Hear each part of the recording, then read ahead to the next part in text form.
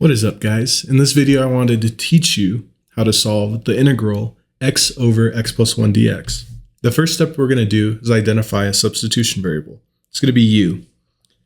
U is going to be equal to the denominator, x plus 1, because it's the most complicated term. And then if we differentiate both sides, du dx and d over dx, we can have du equals dx. And since we still have this x hanging out, we can isolate this x by moving the 1 over. We have x equals u minus 1. Okay. And now we can change this integration to be u minus 1 in the numerator over u, because u is equal to x plus 1.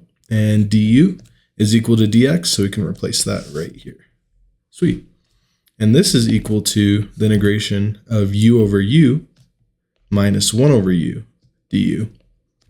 U over u is just 1, so we have the integration of 1 minus 1 over u du, which is u minus natural log of u plus c. And don't forget, we're integrating with respect to x, so we need to replace u with what we said it was originally, right here. U is equal to x plus 1, so we'll put x plus 1 in there. So x plus 1 minus natural log of x plus 1 plus c.